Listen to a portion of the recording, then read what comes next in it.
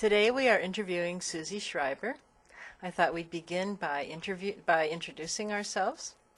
I'm Kathy Dorman. I teach in the psychology department and the environmental studies program. I'm Laura Stahl, and I'm an English major here at Lake Forest College and also a student worker on the Lake Effect project.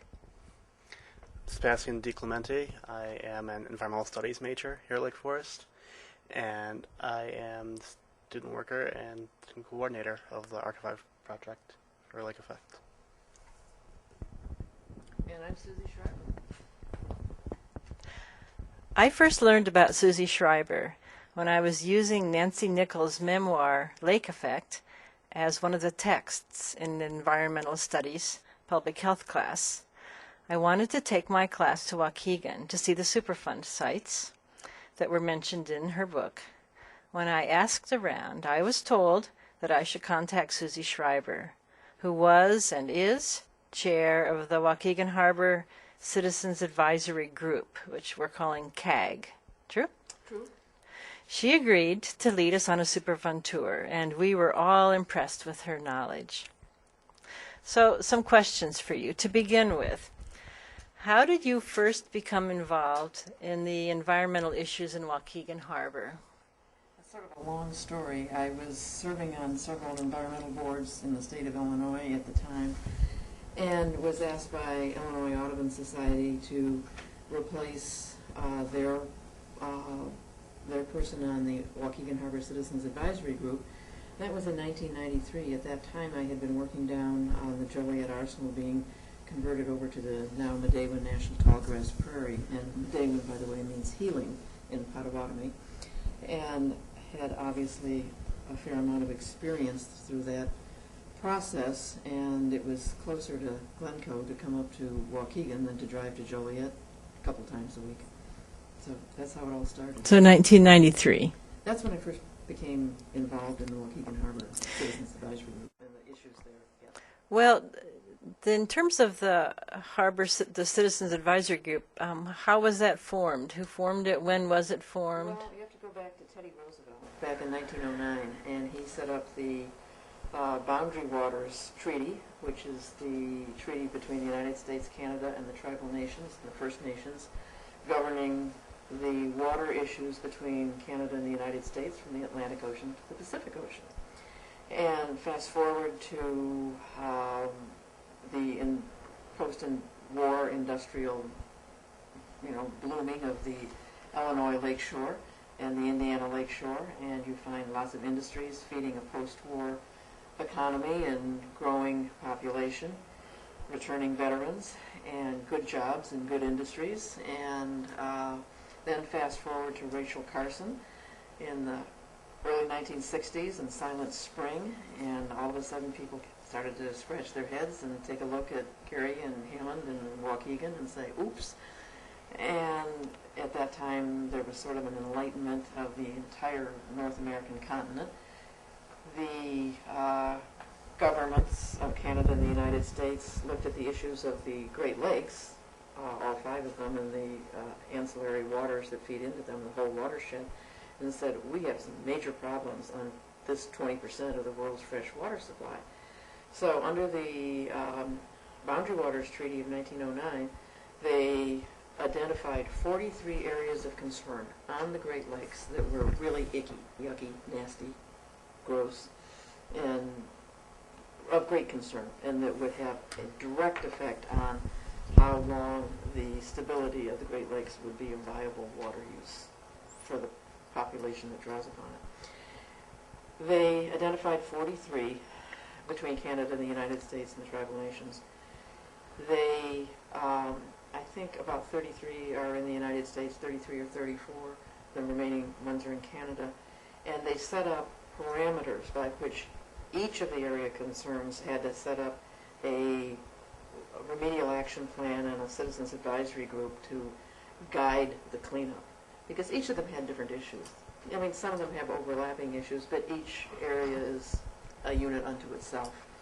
Obviously, the state of Michigan got hit the most by this because they have the whole mitten, and they have the UP, and that creates a lot more shoreline and a lot more responsibility. Lake Michigan has 10 of the 43 areas of concern, and Illinois is one of those 10.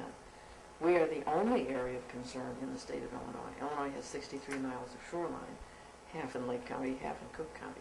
So there is no guidance in Illinois other than Waukegan Harbor for our state government, to work this forward. So we still had to follow the International Joint Commission's guidance on setting up the Area of Concern Citizens Advisory Group, and that has to be businesses, environmental groups, state and local and regional governments, federal government units, etc. Each one sets it up in a manner that fits their unique situation, but their goal is that they have to clean everything up. So, in your opinion, how has this Citizens Advisory Group been working in Waukegan? Is it working toward its mission? It's painful. Why is It's that? extraordinarily painful because it's like herding cats for 20 some odd years. But you're herding cats at a federal, state, regional, and local level. And things change and opinions change and you find out new problems and you have to coordinate them so that you get them all out on the table. It's a growing process. It truly is, and it's a learning process. And I think one of the interesting things is the Waukegan Harbor Citizens Advisory Group has a number of the original members still serving on it. And we meet every month, the third Thursday of every month, and we have met since August of 1990. Well, we do not meet in December, but boy, we sure work hard in December. But you do get 1 month off. But and we have always had people coming to the meetings and taking an interest, and it's because of the continuity of the membership. And if someone's retiring, they are replaced. And it's very exciting that we're moving forward now and actually getting some things done. But it's taken a heck of a lot of perseverance. Okay.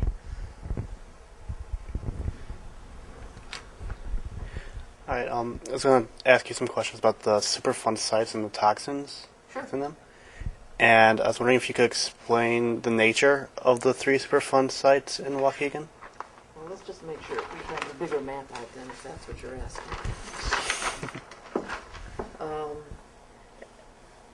That's north, right? That's north. Okay, sorry. I always like to have my map facing the same way that north is. Sorry about the holes. The actual 21 years didn't cause the holes, but lots of use of this particular map. You have some interesting facts that you need to consider here. This is the Johns Manville Superfund site right here. This is Illinois Beach State Park. This used to be ComEd. It's now Midwest Generation's coal-fired power plant. They own from the power station back towards the lake, and actually ComEd owns all of the utility lines that, the grid that gives us all our electricity. And North Shore Sanitary District owns this sector of the lake. These all came in the late, just after World War I, generally. So this lake shore was not as you view it today. Historically, post-glacier, pre-settlement, the lakeshore came in like this and turned and went along here. And here's Sheridan Road. Here's your bluff line that you see from the Wisconsin line down to about Wilmette Harbor, and then it gently tows down into the Chicago Plain. But this is your same bluff line that you have right here and that your college is situated upon. And this was all a wetland all along here. And then it came just to the shore, and the same kind of shore that you would see today, running out to the beach. This is unique. This is a peat dune swale, and it's unique on the Great Lakes and in the world, and on Lake Huron, in the northern portion in the bay of up there is a much larger peat dune swale, but this is very unique and very, very special to the state of Illinois for species and just composition. It has many, many Panay communities. There's P-A-N-E, and there's a the swale, and you're down in this little community that lives down there, this environmental community, and then you go up on this ridge. Now, prior to World War I, this was just kind of this big old dune, and everybody recreated on it. The U.S. Army had operations on it. There was a German prisoner of war camp there in, the North Unit. And so it had many uses. It had tank practices going on it, boom, boom. And so it's not the gentle community that you see today. And in 1955, there was a number of area citizens that began to realize the value of this shoreline is, it's just prior to Rachel Carson, and people were waking up to the issues along here. Johns Manville was considered a very good neighbor. Whenever asked, they would, as a corporate unit, help the communities around. They were hoping to settle, there's plans and maps to take this whole area and have a town and a village here.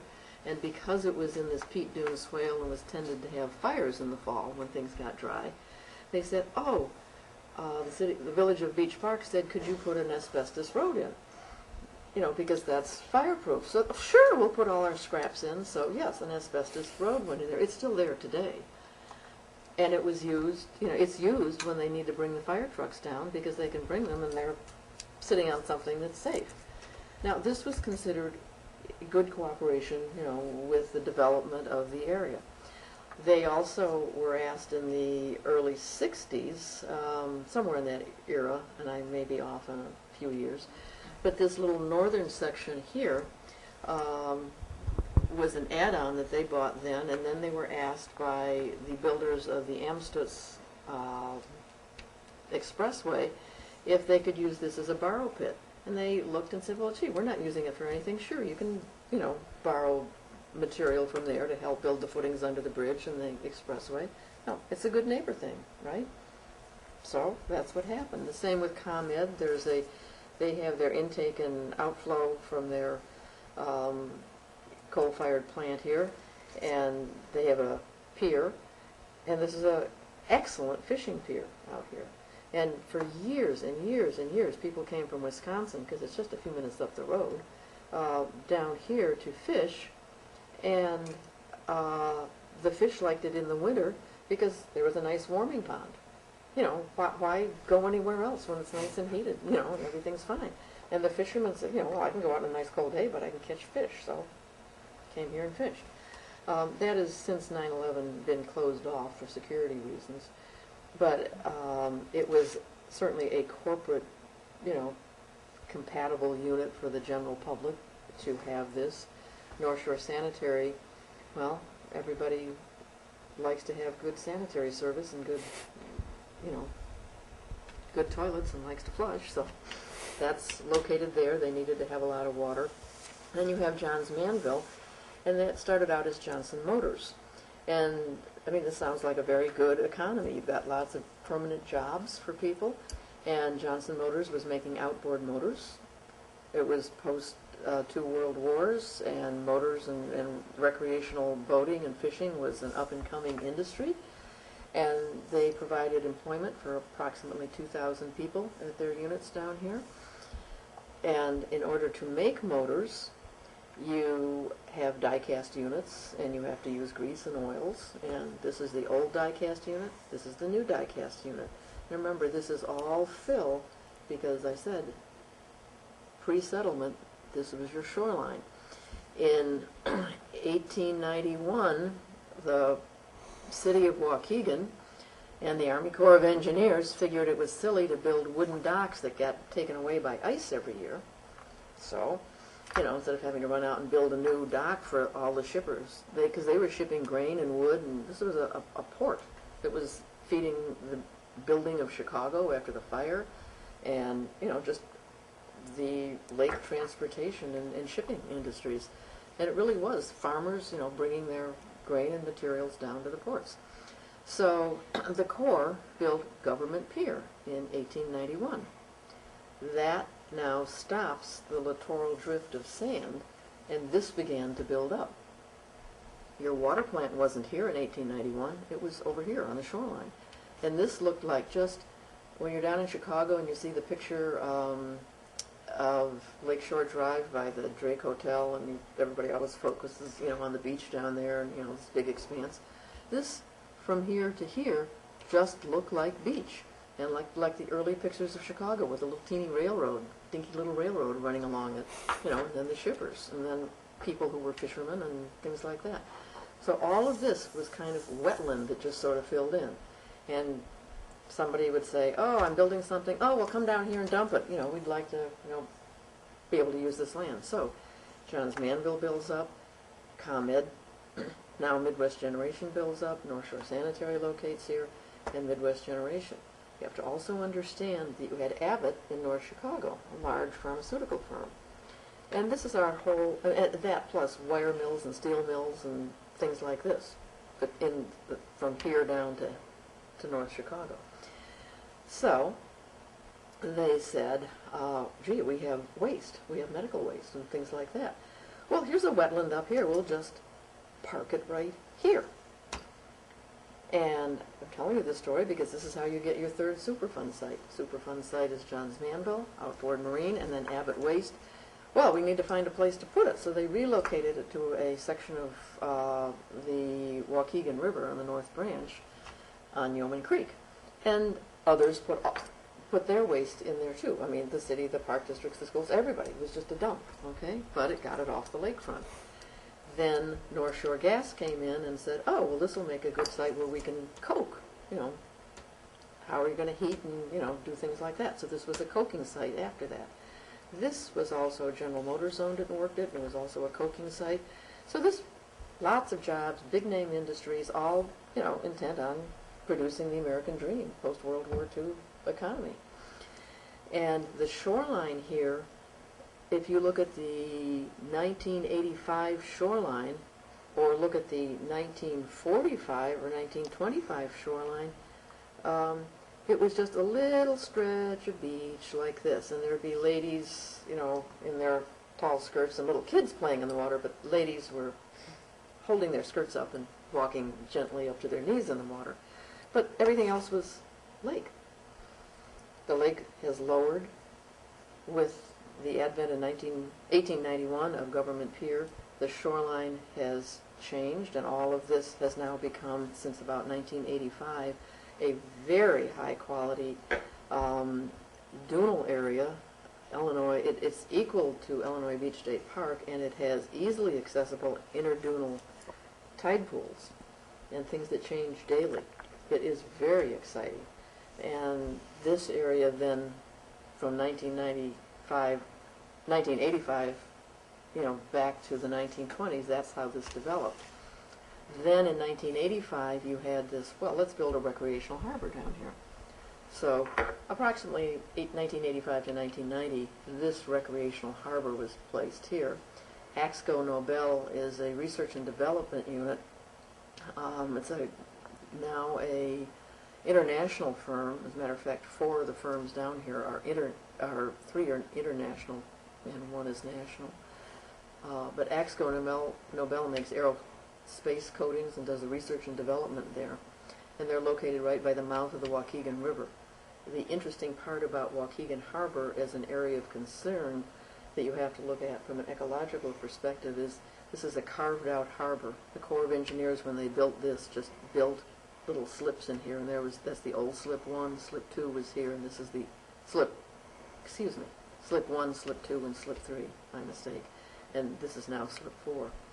But there is no upstream pollution, so once we clean this, we can't say that there's another contaminant source coming in. It's not. The river is south of it, so there's no further contamination. That is one thing that's unique about Waukegan Harbor as one of the 43 areas of concern. Most of the others have some other ongoing potential impairment that could happen. Not saying would, but could happen. So that just gives you a little historical background of the lakefront and its development. So your 3 areas of concern are Johns Manville, Outboard Marine, because they took over Johnson Motor, and then because of the Abbott landfill, what happened? Yes, right here. going to Yeoman Creek. It's now the Yeoman Creek Superfund Site. So that's how you get the third Superfund site that's off this current shoreline map. Does that make sense? Yes. Of the contaminants that have been found in Waukegan Harbor, which are the most problematic in your view? In the harbor, we're talking about the water, Yes. the polychlorinated biphenyls, the PCBs. When Johnson Motors and then Outboard Marine were producing very high quality motors, and remember, everybody when you went out in the lake, whatever lake you used it on, you wanted a good motor, and you didn't want it to die on you in a storm, or if you needed to get in for dinner or things like that. You wanted your motor to work. They made a very high quality motor. And their first die-cast unit was here. And their industrial management was similar to the World War I, World War II eras, management standards. And in the degreasing unit down here, in the die-cast unit, in the degreasing process, the degreasers and the oils, PCBs are a very fine lubricant. They also are very fine nasty things, but they do lubricate well. They're used in ballasts for electric, lights. They were used for many, many different things. But they went down a chase and directly into slip 3 right here. There was no slip 4 at this time. That was built in 1991. So they were going out in practically just solid mass form. When they cleaned, after many years of arguing in the courts that yes, in fact, they were responsible for the PCBs getting out here, the cleanup at that time was considered safe at 50 parts per million. I told you this when I took you around. A big white jar of sugar crystals, and Laura has counted out exactly 1 million little crystals in her jar, put the top on. And then Sebastian came along with a little jar of red ones that you use at Christmas and Valentine's Day, and he counted out 50 little white ones and took them out, and he put 50 little red ones in. That's 50 parts per million, just so you can visualize what that means. And they had to clean to 50 parts per million. So they put a silk curtain right here, and they cleaned by legal decree up here and into here. They took slip 3 and made it into a confined disposal facility. They treated the material down to thermally treated it down to 50 parts per million, because that was the legal limit. I mean, everything was considered fine after that, and it wouldn't affect the fish and people. They put it here, and they put it right where you see this green space. And I do recall when we were with Lake Forest College and your bus, we came down this back road and found the gates open, which they shouldn't have been. And you wanted to go in, and I said, no, please. I want to keep everybody, above board and clean on this. So we didn't go back here, though we could have. But there's one confined disposal facility, and here's another. You have 1, 2, 3 for this first cleanup. The confined disposal facilities, known as CDFs, are lined, and they have leachate collection systems, so there's a gradient inwards, so you don't have material leaking outwards. And they work very well, and they are tested by the responsible party, the city of Waukegan, who owns this right now. They own all 3 of them right now. They were transferred from the Illinois Environmental Protection Agency to the city of Waukegan a number of years ago, and they are by law tested, and everybody wants them tested. There's no argument on that. And they're working very well.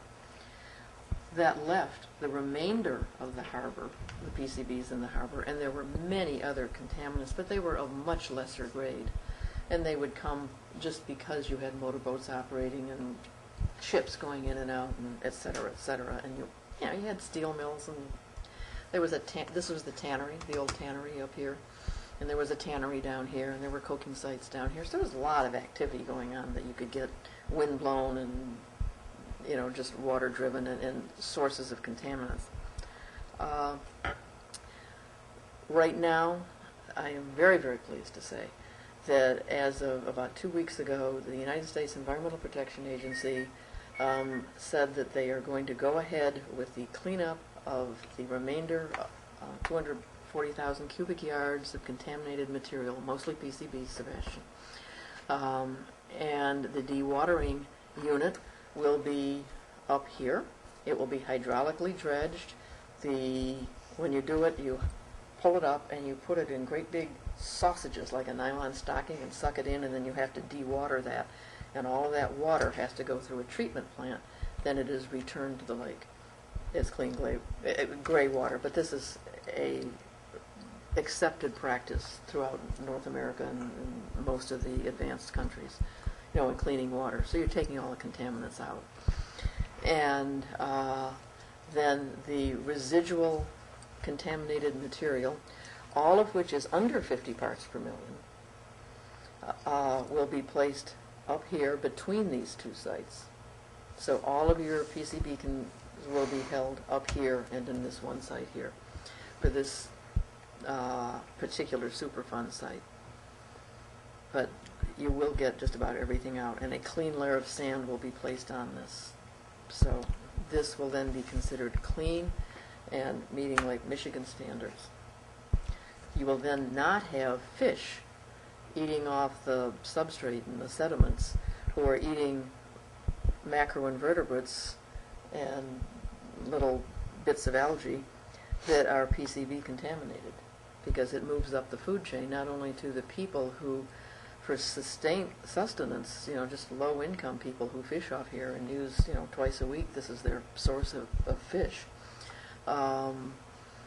You also have it moving up the food chain in the fish that are being fed on by the terns and the other, migratory birds, and by coyotes, just carrying, it just moves up the food chain in a number of different ways. There were certainly problems with the terns who used to nest down here. This is the good part about Midwest Generation and previously ComEd, because the fox and all the predators couldn't get to the tern nests out in these little protected areas, and the employees were very careful to work with the DNR and the U.S. And the U.S. Fish and Wildlife, and put fences around so the terns could fly in, eat, feed their chicks, and Freddie Fox and Ricky Raccoon couldn't come chomp on them at night. So this was very nice. But then the terns, for some reason, stopped nesting there, and they went down to Great Lakes. You know how it is, better view, better something. And the peregrine falcons are now nesting up here, and Midwest Generation works with the Field Museum, the Lincoln Park Zoo, the IDNR, and the U.S. Fish and Wildlife, and there's a hack box up here for peregrine falcons. And a very interesting component that you can watch on a webcam 24/7 when it's going on. They just banded the one chick this year. This is a concern. We don't know why all of a sudden this year the 4 eggs, only 1 hatched, because usually all 4 hatch, all 4 are banded, and I've actually been up there and held them. Those are tough little buggers. They don't like being banded. You've got to hold them just right, or sometimes they win. They lose. They get their band, but you also lose. But it's a wonderful experience, and it's just a great opportunity. But they feed on birds, who are eating off of the seashore, or the lakeshore and the intertidal, areas and the nearshore communities. So it is really important that we do clean these up. And we found new PCB sources just this past year that are being cleaned up between now and the end of July along here, that were in this ditch along here because of the processes that occurred here. So this was a major outflow source of PCBs directly into the lake, not just into the harbor. And we've pretty much been able to identify that now. This was all cleaned up last year. All right. Why is Waukegan called an environmental justice community? Waukegan is a community of approximately 92,000 individuals. So there's about 37 different languages spoken in the K-8 portion of the school district. Probably a similar number in the high school languages. It's always has been a multicultural community. It started out in the late 1840s, 1850s as Little Fort. Waukegan is the Potawatomi word for Little Fort, and it's always been multicultural, made up of immigrants who came here to work, first as farmers and settlement, and then in the industries that were developing along here, excellent jobs. And you had people over in Europe banging and wailing on each other, and if you weren't the primogenitor son who inherited the land, you had to go somewhere. And this was a nice fertile land that looked like Northern Europe, and good place to come. And a very strong, sound urban peripheral community between Chicago and Milwaukee. And right now, it has a huge influx of Hispanic people, and a lot of the other lesser but many immigrant cultures. And for environmental justice, it's not right that you have a contaminated lakefront. And I don't just mean the harbor here, I mean all of the industries along here. It's environmental justice for every single citizen who lives there to have the right to have a lakeshore, the front edge of Lake County, that is high quality for everybody that lives in Lake County. It's environmental justice, to say that your lakeshore is usable from the tiniest macroinvertebrate up to the human being, and to use it fairly and evenly, both for cleanup and pollution and also for recreation. And those are issues that environmental justice would come in and say, should this all be closed, gated, high-rise? And that's a very strong statement, because no, it won't all be closed and gated. But, you can have some people envisioning, wow, nicely cleaned up this, and I could have this. But environmental justice means it should be able to be used by everybody, and that there should be a seat at the table, and the decision-making should be available to everybody. I think that's what we're very excited about right now. I mentioned to you, Kathy, that we had last year on Memorial Day, it's been just about 1 year today, that we heard that of the Great Lakes restoration money, the $475 million that President Obama put on the table in the budget last year for the Great Lakes restoration, the entire watershed, that we got $1.43 million of it for the Waukegan Harbor Citizens Advisory Group. And I would say for everybody in this room, and for everybody, in this whole Lake County, North Chicago, northern from Chicago, city of Chicago, suburban area, recreational use. And it's very exciting because we are restoring Bowen Park, this 60-acre park. There's 30 acres of ravine. It's the second highest quality of ravine in the state of Illinois in the Lake Michigan watershed. It is just about equal to the open lands ravine that is so highly noted and received. We have just about the same number of floristic species, and I would probably say that by end of September, October, there will be more species noted up here than down there. It also doesn't have a road through it. It has its original creek through it. And that's highly significant on a very, very developed Illinois shoreline of Lake Michigan when you don't have a road. It also is where Jane Addams had her summer camp. Children came out from Hull House with Jane, and she met her good friend Mrs. Bowen up at Mrs. Bowen's cottage up here. And Mrs. Bowen graciously let Jane Addams develop her whole summer camp for years, from the late teens, early 20s through the early 60s. Campers still come back and say, may I have a tour? I wanted to bring my family, and I wanted to see my old campgrounds. And it is now one of the best parks in the city of Waukegan, and it's open to everybody. And it's very exciting that we got restoration money for that. We got restoration money for invasive species from here all the way down to here, all of these intertidal dунal areas. And it's about one-third, and very excitingly, one-third public education and PR, so that people can understand and they can participate in the decisions and how this will be developed and use this as a template from Racine down to Chicago. So it's very exciting. So do you feel that the people of Waukegan have focused more on the pollution in the harbor, in Yeoman's Creek, or do you feel that they have focused more on the loss of industry and jobs as a result of the plants closing down? Well, I think it's a huge casserole of both. Okay. When you lose your job, and anybody who lives in the world today knows it's a really tough economy and a tough way to live. losing your job is hard. And it certainly affects the whole infrastructure of the community and your taxing body and what your parks and your libraries and your city can do, how much money you have to maintain your infrastructure and your roads and your water, your sewers, everything that affects your city is affected by the number of jobs and the employment capacity that your city has and that the residents have in having a solid income. Sociologically, I mean, that's really important. And from an environmental problem, I think what is really hard is you and I, all of us could go up and grab an ice cream cone and look out at the lake today and say, it's beautiful, it's gorgeous today.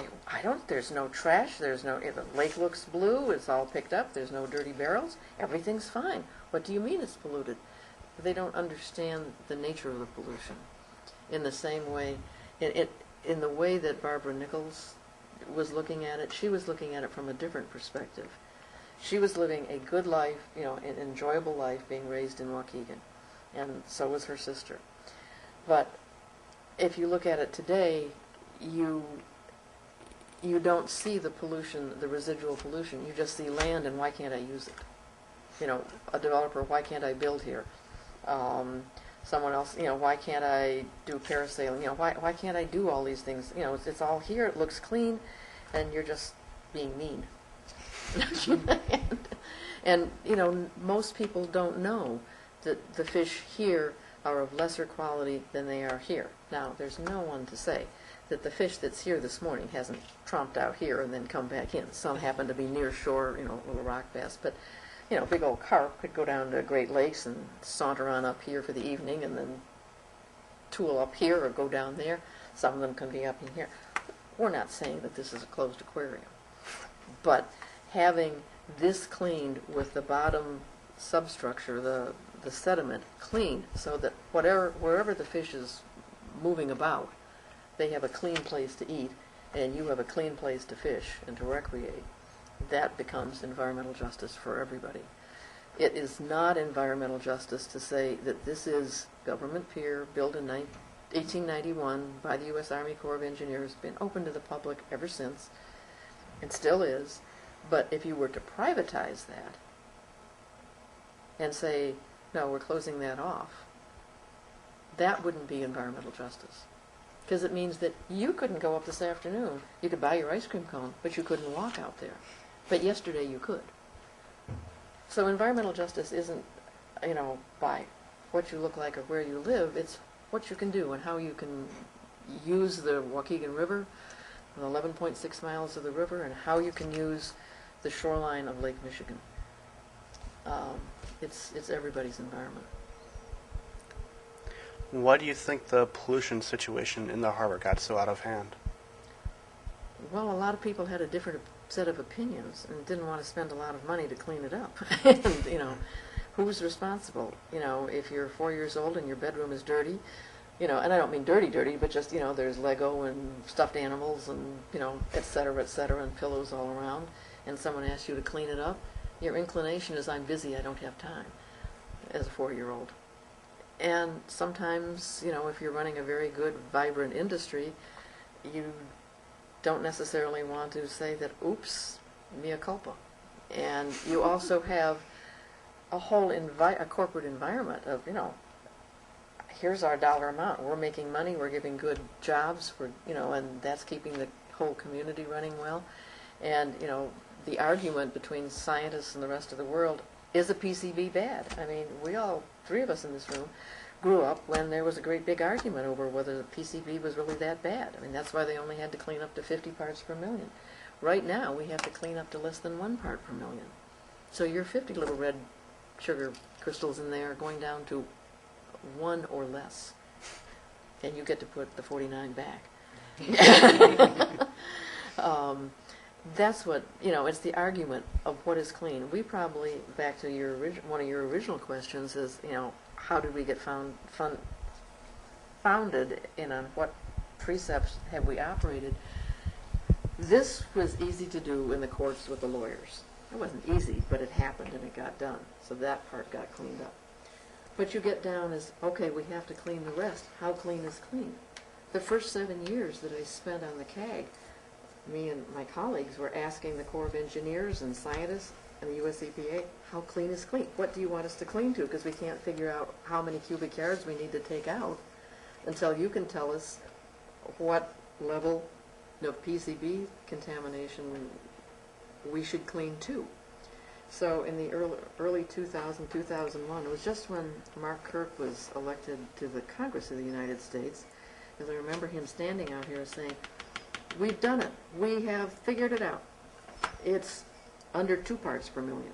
Now it's under 1 part per million. But when you finally got that finite number, then you could go back to all of the players and say, okay, we can do our testing in here and seeing what the contaminant level is, and we have to clean to, 2 parts or less or 1 part or less, and you can figure out how many cubic yards and how much it costs and who's going to do it and where it's going to go. Prior to that, you couldn't. So you have this huge discussion in the international community of how clean is clean. My questions are about the current status of the harbor. Mm-hmm.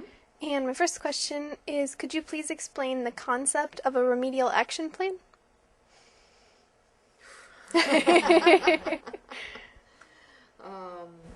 A remedial action plan involves much of what we were just discussing. Mm-hmm. You have to define the problem.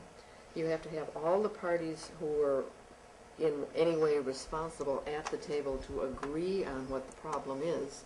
And then you also have to agree on the manner in which you're going to achieve cleanup. I will use the Coke site. The Superfund site for outboard marine is right where you had your bus, right there. So it comes out to the lakeshore, down here, and like this. So it's a big rectangle, but it encompasses all of this area.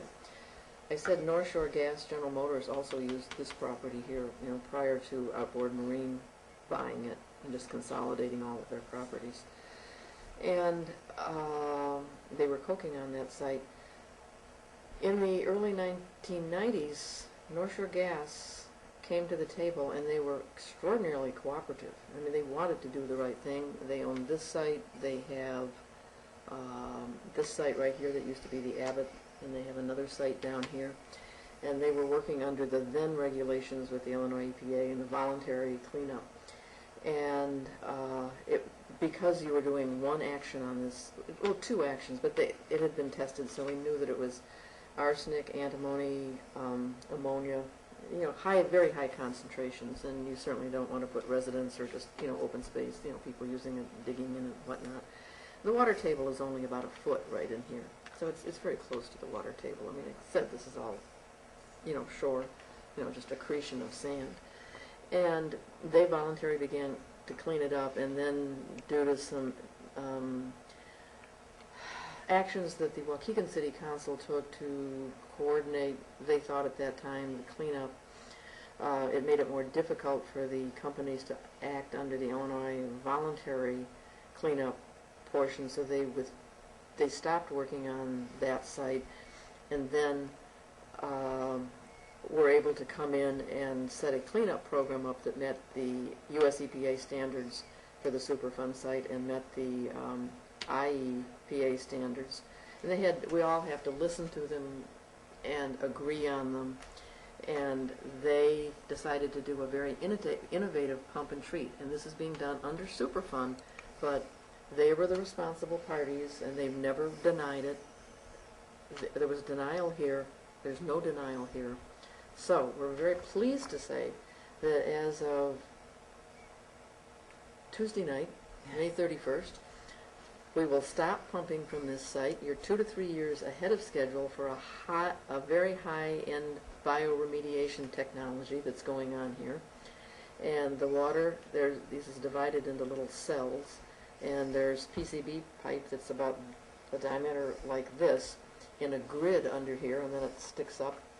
And they, cell by cell, they treat the water and pump it. They pump the water into the Triax building here, the only building standing now on the outboard marine site.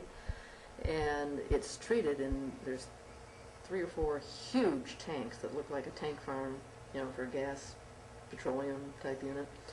They're huge. It is hospital clean in there. The water goes out and into the first tank and analyzed, and then goes in the second tank, and they have these little bugs that you get, and these little bugs only eat ammonia. Now they nibble away, and it's all, how much ammonia is in this big, level that we just pumped out. So you match it, and the little bugs go and eat it for X number of days, and then when the bugs are all done eating, you want to keep your bug supply alive, so you've got to carefully transfer this. It's really neat science, with computers and chemistry and environmental technologies. And then the clean water is pumped into another tank, tested, etc., and then pumped back into the site, cell by cell. So we're finishing the whole cleanup, and it's on here May 31st, next Tuesday, midnight. That part's done. But it will take 2 more months to treat that water, the finishing cells that are out here on the dunes right now, and have the little bugs do their job, and then clean it up and get that reinserted back into the water table.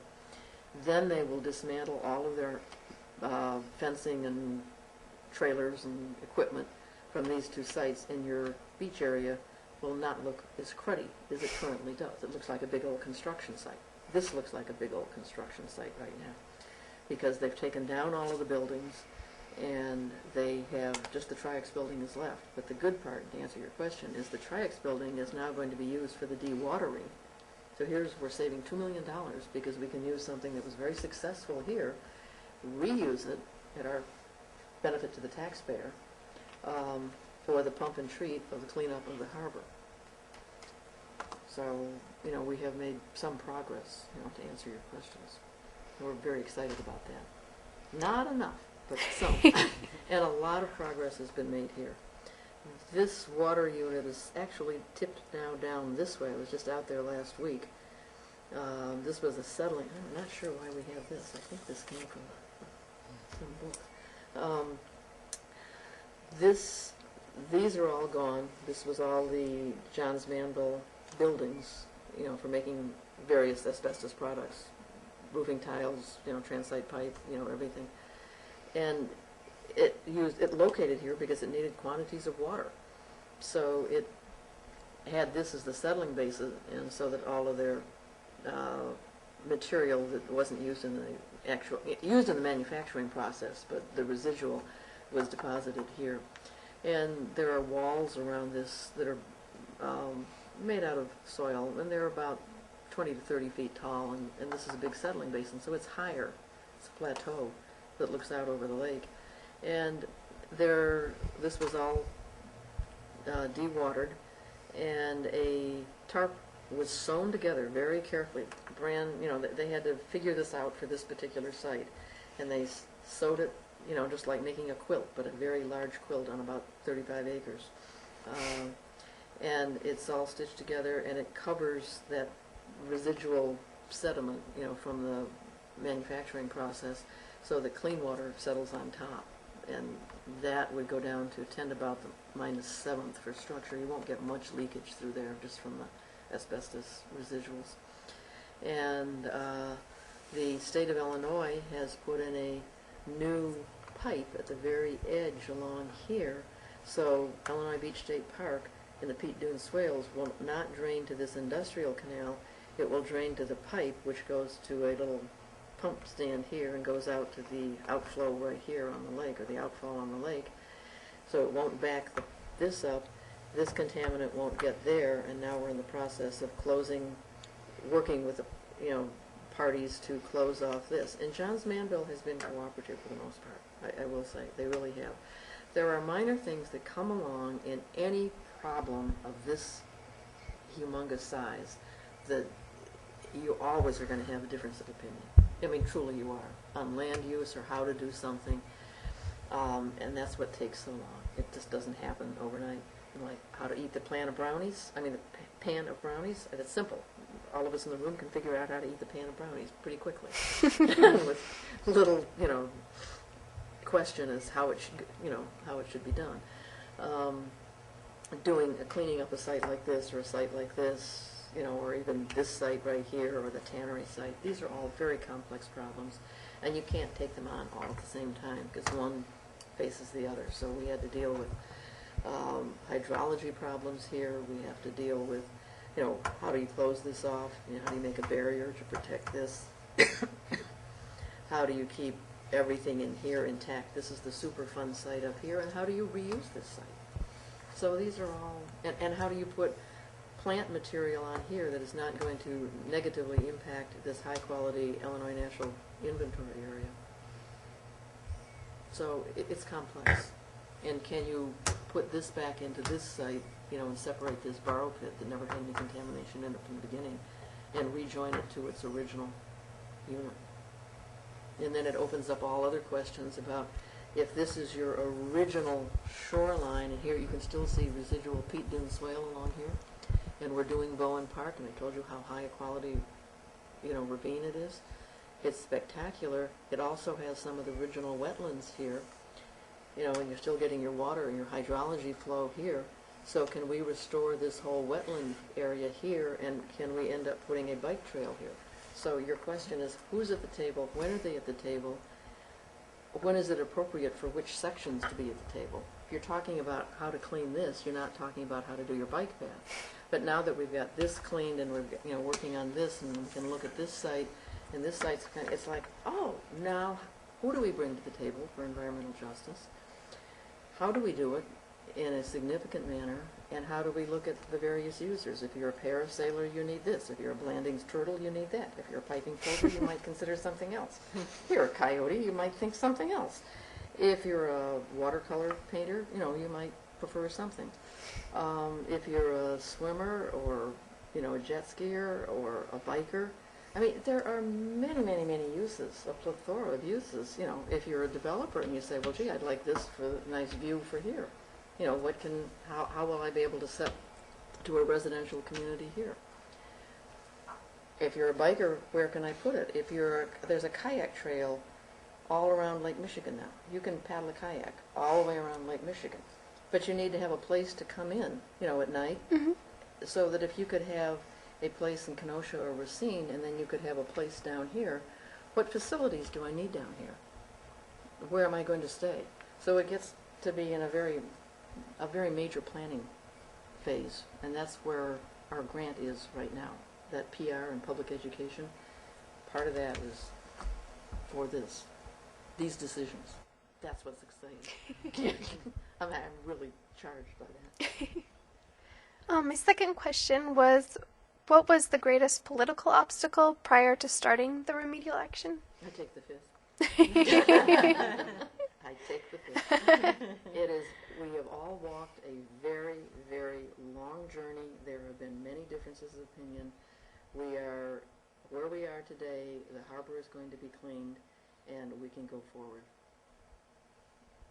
Because there were many differences of opinion. And one doesn't overlap the other, but, and I say that in jest, but it's been a hard, long journey. And differences of opinions, even from agencies that are involved. You can have, within a given agency, and no finger pointing, nothing like this, but you can have the divisions of air, land, and water. And unless you come around the table and say, this is our problem, and you point to a problem, and you're all at the table, if first it has to go to land, and then it has to go to water, and then it has to go to air, and they're getting it for the first time, they're not seeing it, it's kind of linear. And if I were to look back on this process, I would say, isn't there some way to retune and retool our Superfund and our area of concern restorations so that at least for the initial year, all air, land, and water are all at the table at the same time, so you can see what the initial problems are and where you're going to need to work. And then go off and say, okay, land, do this, and then we'll look at it. But the way that it's often done, not always, often done, is that you give one of those air, land, or water the primary role, and then they do all of their work, then they send it to the next one. So they start from scratch. And then goes to the next one while these two wait. After that's all done, and they think they have all of their issues resolved just within their agency, whether it's Illinois Environmental Protection Agency, United States Environmental Protection Agency, U.S. Army Corps of Engineers, U.S. Fish and whatever it is, you have to go through these processes. So how do you finally come to a conclusion? You've had many, many disagreements and many, many different innovative ways of doing it. And are they right or are they wrong? They present problems, they present obstacles. Illinois' law for for water, and if you're hydraulic, if you're dredging your harbor entrance, whether it's Lake Forest or the Waukegan, recreational harbor entrance, you have to meet ammonia standards when you're picking up the goop and you take out the sediment and then the water drips back into the lake, your ammonia is stirred up. Ammonia is stirred up if you run down here to make a sand castle this afternoon. You're going to make a drippy castle and there's a little bit of ammonia that's stirred up. But Illinois standards are higher than that of the United States standards. So while Superfund says we are meeting all of the federal standards, Illinois says, no, you're not meeting the standards. Now, 63 miles of Illinois shoreline on Lake Michigan. Look at the Mississippi River. If they make an exception here, then what are the people cleaning up issues on the Mississippi River, the Illinois River, any of the other, the Wabash, the Ohio River? Illinois has more water edge than land edge. We are an aquatic state. So Illinois down in Springfield says, oh, but we can't let them do it to the federal standards because then somebody will come down from the rest of the state and say, oh, but they got to do it. So why can't I? So what is a big problem? They're all big problems while you're working on them. When they're done, then you're working on the next one. So I really won't, there are some biggish ones, but everybody meant well. The next question is, what has been the greatest aid in getting remedial work done? The greatest aid? Patience, perseverance, respect, sense of humor. I mean, if you don't come to the table with a sense of humor and patience, good Lord. And a vision, and just keeping discussions open. I think probably one of the most difficult problems that human beings have is they tend to want to go get it decided quickly here, and then they'll run out and tell everybody how it's going to be done. And you might have a difference of opinion. And you go, but how come I didn't know? My house is on the other side of the street.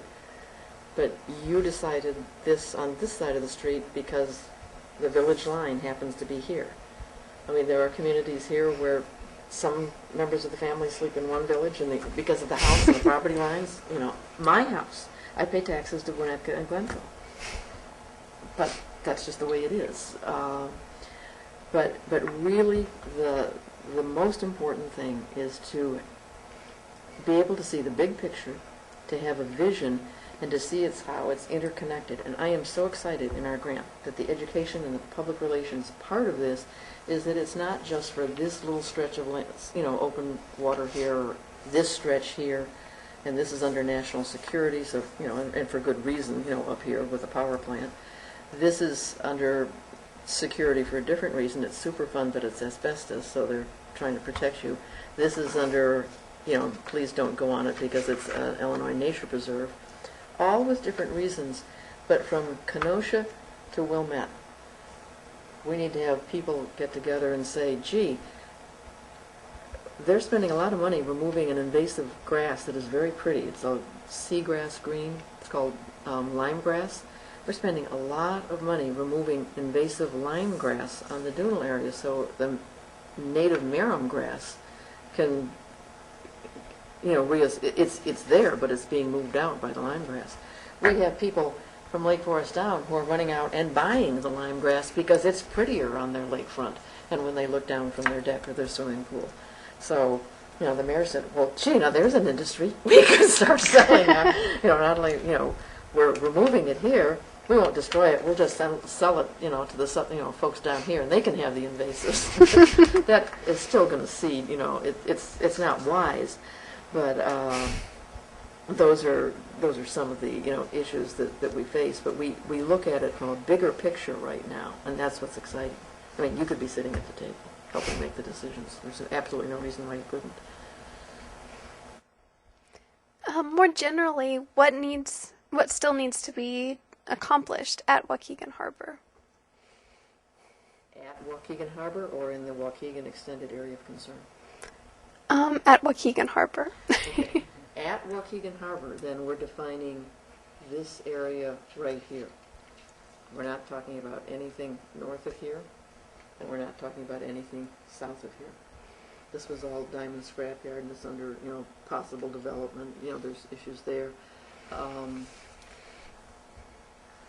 This, as of the end of this summer, it has been turned back to the city of Waukegan for their decision on its public use.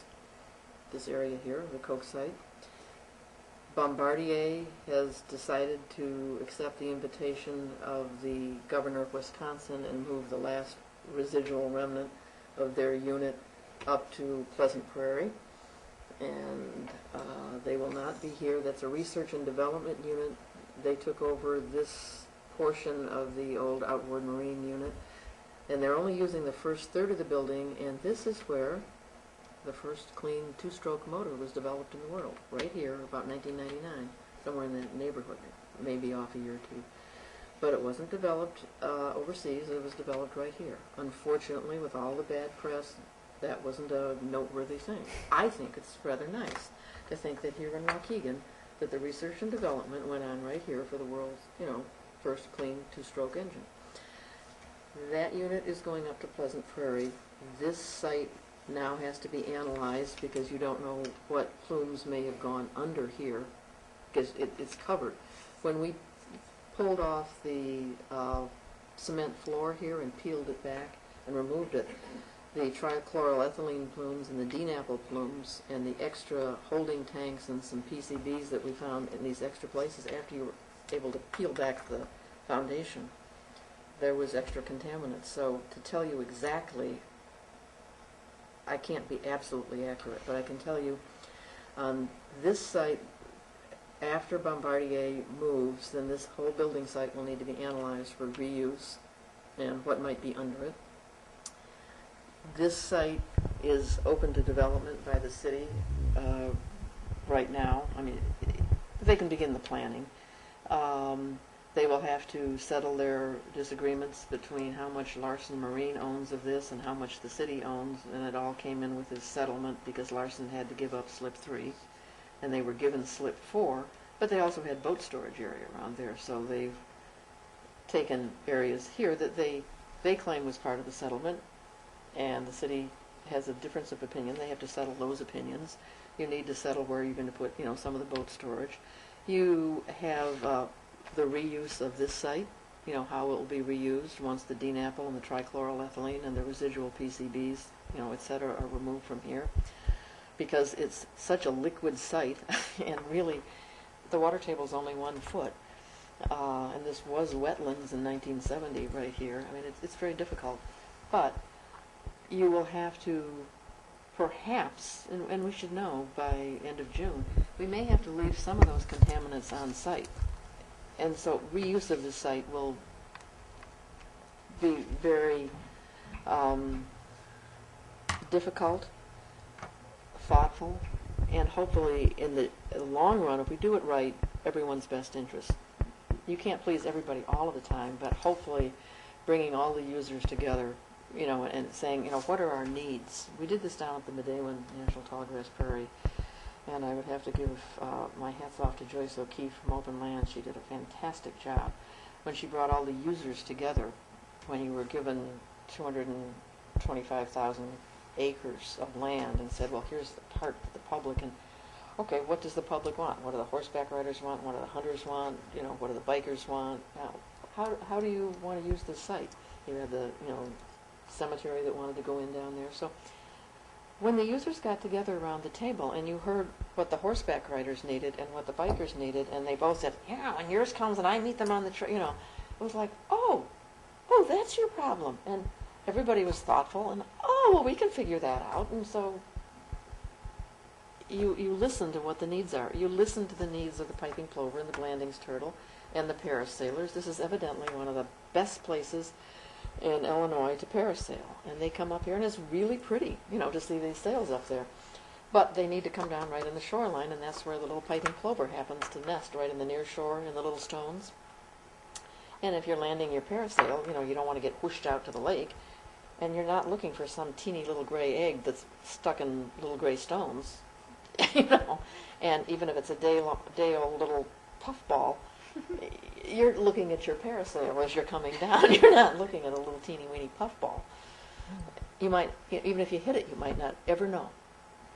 Your foot goes into the sand and it covers up, and that's that. So there's just thoughtful people around the table on the reissues, and not in the closed door. And I guess that's what I would say.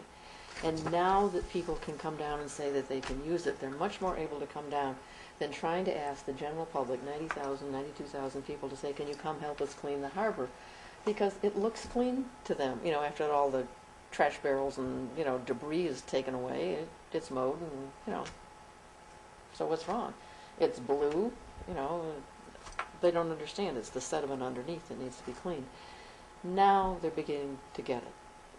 And we're working a lot with the students. We did something really exciting, kind of innovative, with the fish consumption signs. And I'm sorry I didn't bring one with me, but I can, send you an email set and you can include them in.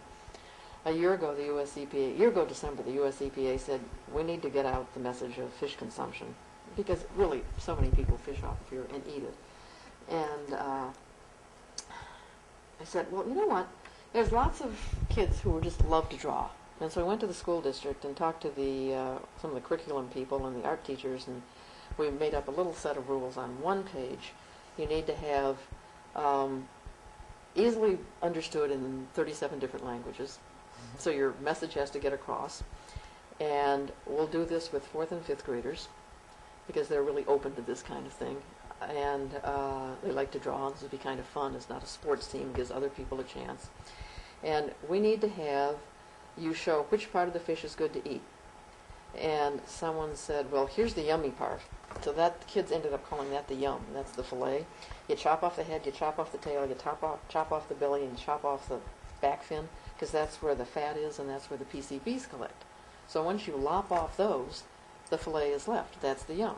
So they were told to show the yum, make sure you had a pregnant mom, children, grandparents, and the parts of the fish, and how to clean it. And the art teachers were really excited, and some of them had, I'm doing cartooning with my kids. Well, I'm doing this stylistic thing. I'm doing this. Whatever you want. We had 484 applicants in a 1-month period, and we had 5 judges that went from someone down, the head of the somebody down at US EPA. The mayor was part of the judging team. Julie Weber from Little Fort Media was wonderful. We had 5 different judges, and they had to go through 484 different pictures. And there's lots of different ways to represent how to eat a fish or clean a fish. And they were great, and we got 12 winners, actually 13 winners, because 2 kids worked on the same picture, so double winner. And had a big celebration down at City Hall. Their parents came. It was done bilingually. We had the pictures all blown up. We had one of the pictures done on a cake. Jewel did it on a cake. Kids were all dressed up. They were so proud. And these are children that aren't your athletes. They are kids who don't always speak English really well, but it was something, a community participation. Grandparents were there, parents were there, with just tears in their eyes. I'm so proud of my child. They've never won anything before. And picture in the paper. Their signs were then reproduced. Julie Weber at Little Fort Media did a wonderful job working with us to get all of the details and enhancing the kids' artwork. There are signs. There are 4 signs here. 1, 2, 3, 4. There are signs at the boat launch here, the public boat launch. There's signs along here. There's signs in the captain's cabins and in the fish cleaning station on how to clean fish. And it's got where you go on a website if you really need to know more and which fish to eat. It's got the kid's name and the kid's school on the side. And it will be put on a web tour so that the families and people can walk, from one to another or drive, etc., and see their own artwork. It'll be up for 5 years. And it's a way to bring the community in and address an issue in a bilingual manner that was basically using one international word, yum.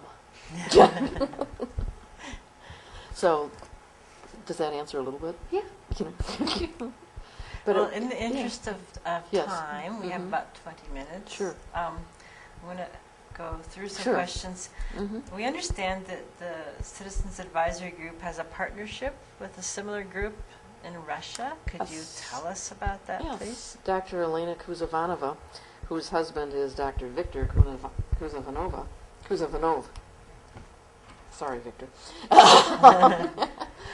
Uh, Victor is the director of the Irkutsk State University Botanical Gardens in Irkutsk, Siberia, Russia. You have China, you have Mongolia sitting on top of China, and then you have Siberia sitting on top of Mongolia. The headwaters of Lake Baikal, the world's largest single freshwater lake, is in Mongolia. And we have 20% of the world's freshwater supply in the Great Lakes.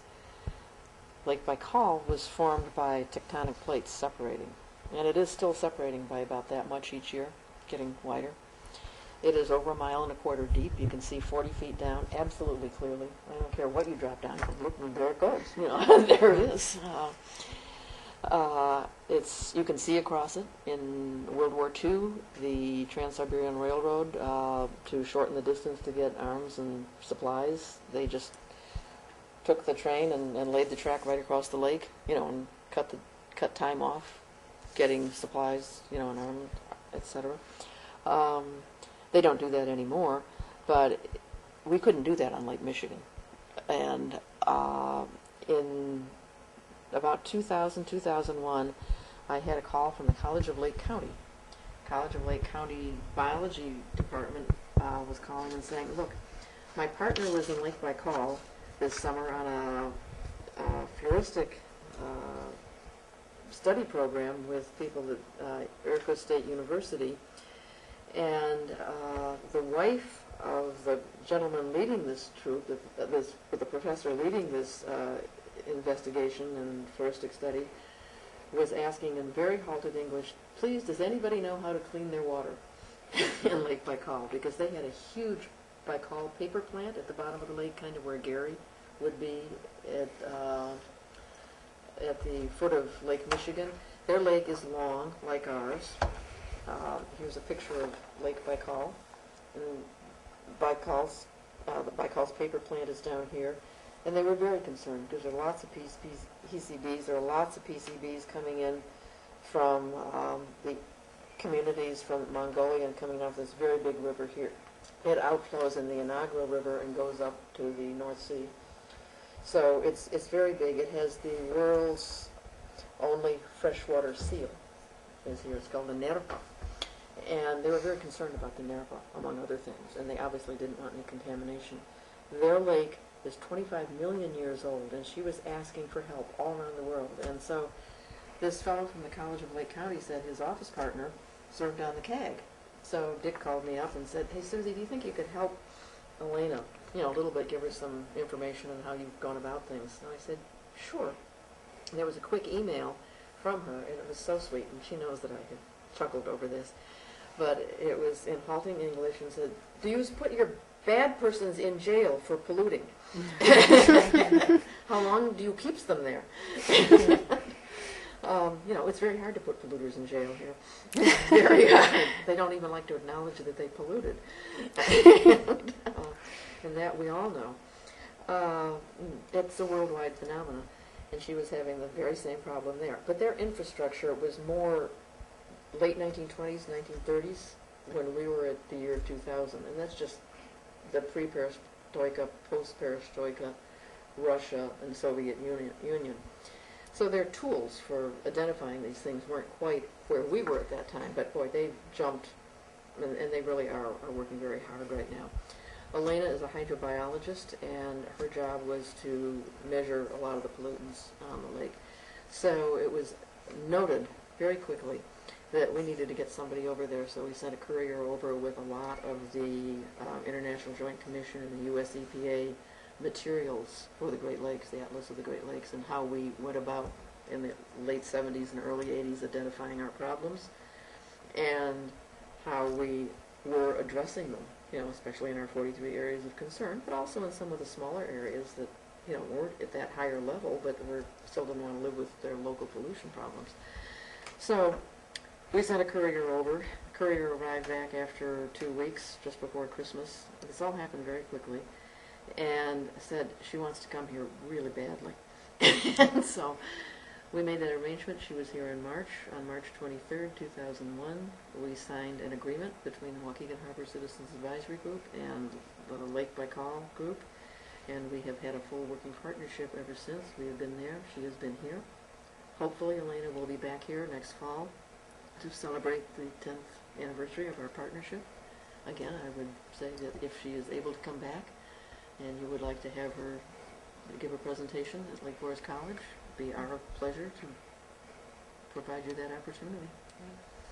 And we've learned from them, we've helped them, and they've helped us. I mean, they produced, the first book that is, I should have brought that one. This happened to be in my briefcase, but they relate to the world's freshwater supplies here and there. Each of us has 20%, so together our partnership, our little tiny partnership, represents 40% of the world's freshwater supply. And that's pretty neat that just local citizens did this. Are there any ways that citizens can get more involved in current political activities involving the Waukegan Harbor or the Great Lakes in general? Oh, I'd like to invite you right up to Waukegan. As of right now, I spoke to Kathy as we were coming in the door. With our grant, for the Great Lakes Restoration Grant, the $1.43 million, I told you there was there's 1/3 on the Doodle area, 1/3 at Bowen Park, and 1/3 in education and PR and monitoring. And I'm not sure what opportunities you would have at the college, but certainly along here, there's no real research that's been done on this because these have just grown in the last 20 to 25 years. It was just a little dinky shoreline. And then all of a sudden you've got, a quarter of a century later, you've got a full operating interdunal, area that's seeing plenty of migratory birds, but there's insects, there's plant material. Yes, we have a rough inventory in 2001, and we're doing another one right now up in Bowen Park, finishing one there. But there's lots of, getting down to sedges and things like that, because here's a community that's 25 years old. What's in it? What are the amphibians using this? What are the insects using this? There are so many. There's macroinvertebrates. How are they surviving and working in here? And we would love to be able to design a walkway through here that does not provide so many impacts on the actual high-quality dunal area, but still allows citizens to reach this area and to observe, whether it's photography or whatever, painting, whatever, along here, so that we'd like to, a raised boardwalk that is leads or green, and that would be compatible with biker needs and things like that. Planning bike trails, things like that. What do people want down here that would allow them to get to Wisconsin, and what are safe, because you can't go through a national security area, but you do have opportunities through some of these. You have this high-quality dunal area that ties in with your ravine down here, the open lands ravine. How can we tie them together so that people want to visit both and want to do it by car or by bike or something like that? There's a lot of research that can be done up here. Certainly within this Glen Flora stream, macroinvertebrates, this whole wetland in here, we would, if there's money in the federal budget next year for Great Lakes restoration, this will certainly be an area that we will be looking at for next funding and research. So, I'd say it's everything from media development, so that all people understand this and are invited to the table to become friends of Bowen Park or friends of the Dune, and things like that, to website development, to actual just down and dirty research. It's pretty cold up here, by the way. A lot of days. Even, this week there was the wind was blowing sideways and we were being sandblasted. But if you're studying the piping plovers, you got to be out there. and it's about 1.5 miles up here. So it's a long walk up here, you know, being blasted by the sand. So yeah, lots of exciting things. Regarding Lake Effect, Nichols' book, what's your professional opinion of the book? I think she had some very legitimate concerns as to how her sister happened to contact cancer from the Waukegan area. We had a very interesting discussion when she was interviewing me, and I'm not sure if I have it with me. She had a preset thought that her sister did a lot of swimming down here. They both loved being down at the lake, and everybody did. And prior to this being built here, this was all swimming beach down here. So you had industry here, swimming beach here, the goop coming out here, people fishing, boats anchored here, and this was a swimming beach, but it was only this skinny. And so if you're on a bike and a kid, you were going to come down and go the shortest route to get to the lake. You're not going to go the longest route, and through industry, to get over here. Heck, your friends were down here. So her sister did a lot of swimming down there. She loved it. And I asked her where they grew up, and she shared with me it was on the north branch of the Waukegan River, and there were little mom and pop farms, along there, dairy farms and potato farms and things like that. And we got our milk from there and things like that. But there was also contaminants along there from other industries, small industries. So I think she began to realize that there probably were other vectors for cancer to reach a Waukegan citizen, whether you lived up in this area and it was mesothelioma, I didn't pronounce that well, presentation of cancer, or whether it was a carcinogen that might be more affiliated with a PCB, and whether it would have come from where you live and the milk you were drinking. And nobody thought anything about it. There was the cow, it was right by you, and it was your neighbor, and of course, it was pasteurized. Drink it, but we weren't looking. It's like until recently we weren't looking for pharmaceuticals in our drinking water, things like that. So it wasn't bad. It was just we opened up more possible vectors, and I think she was reflecting on how the various parts of their life in Waukegan could have produced, cancer in her family. And, she was working through that, and I respect her for trying to do it in a thoughtful manner. What might be the impact of a book like Lake Effect? I'm not sure. I really don't know, and I don't mean this to put down something or to raise something above a different level. PCBs, and just that term, is so generically thrown around today, and they are found in so many portions of our previous life, in the just industrial process and the things that we use, that I think we almost take it for granted right now. And I'm not sure. I think when books like that come out, people read them and they say, oh yes. But, I just don't know. There have been some really nice books written, and hers is certainly among them. And I don't know what the long-term effect will be on the general public on how we use these things. And I don't know how long our human memory will have of the negative effects of this. What, in 65 years, when I presume I won't be here, and you can look back and say, wow, I remember when. But let's say this is more recreational or housing, etc. No one will remember. It'll just be a thing of the past. The Chicago fire was a Chicago fire. It was there. PCBs were there in the harbor. PCBs were, asbestos is in Montana, asbestos was here. I don't know how to answer the question. I really don't. So we are about to wind this up. I want to ask a question that I don't know if you would want to answer. We'll try. If it was you're the only person at the table from your group. Yes. What would this look like? Well, if it was me, I happen to have a very strong number of people who, for the 21 years that we've worked on this, have come to a collaborative vision that it will have some development for residential. It will have some community recreational. It will have a wide variety of community recreational. It won't be all one or all of another. And it will be respectful of the past, and it will also look at the pre-settlement, and it will be able to, develop this area here. It's known as, here's our map and our focus map. This area is now called B1 because we've done the swimming beaches. No, this is B1 and this is B2.